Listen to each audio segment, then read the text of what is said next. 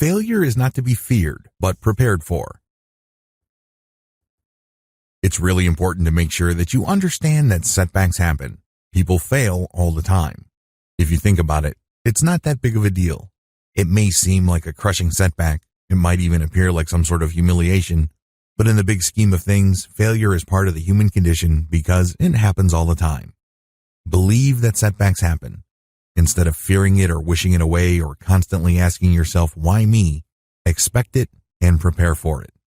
According to Thomas Stanley's book, The Millionaire Next Door, the average American millionaire has gone bankrupt at least 3.5 times.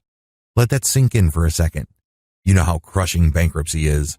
You know how humiliating it is at a personal level. Sure, a lot of the stigma has worn off bankruptcy, but it's still a severe personal setback. Still, it didn't hold these millionaires back. They peaked, they crashed, then they rose back up. Stop fearing failure. Instead, focus on what comes next. Failure does not have to be the final point of your journey. It does not have to end there. Please don't get the idea in your head that if you're expecting failure, you want it to happen or you're wishing for it. No, these are two totally different things. When you expect failure, you understand that the probability of failure is always there. By expecting that the worst can happen, you then allow yourself to respond in such a way that you can bounce back up. Measure your success the right way. Oftentimes, we think that we fail. Oftentimes, we think that we just crashed and burned. But what happened actually was that we measured our success the wrong way.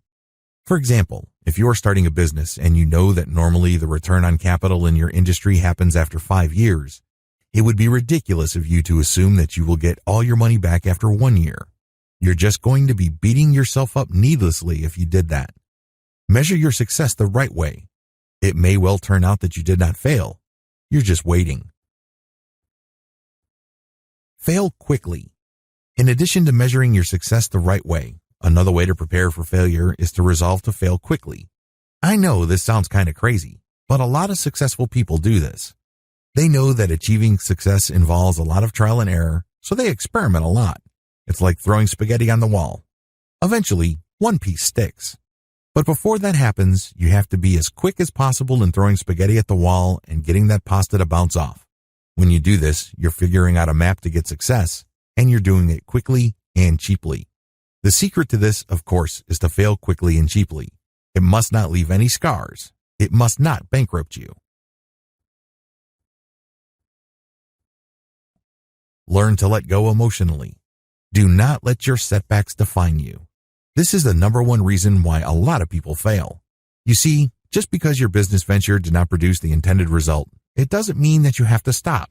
It may mean that you have to experiment or do certain things. If you can't get through the front door, try the back, try the roof, try the basement, try the side. If you can't get in today, try tomorrow, then the week after that, then the week after that. You get the point. But if you somehow think that this is the end of the world and this means that you are just a loser, you have allowed this setback to define you. It burns emotionally. It's very hard to move on. So when the next opportunity presents itself, you hesitate or you simply ignore it. Learn to let go of setbacks emotionally. They don't have to define you. They don't necessarily mean that you are a screw-up and can't ever get it together.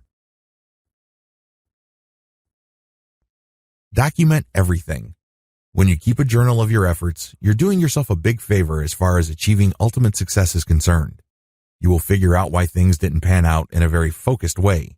You will get to clearly identify what you did before, during, and after the disappointment.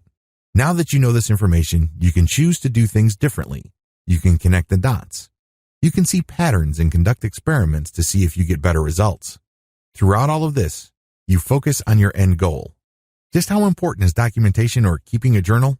Well, people who are looking to lose weight report better results if they only recorded what they ate. Even if they continued to eat the same kinds of foods before and in the same amounts, these test participants still enjoyed weight loss. That's right. By simply logging what you eat, you trigger a chain reaction in your mind that leads you to eating less. The same process plays out when it comes to success. The key to success despite failure.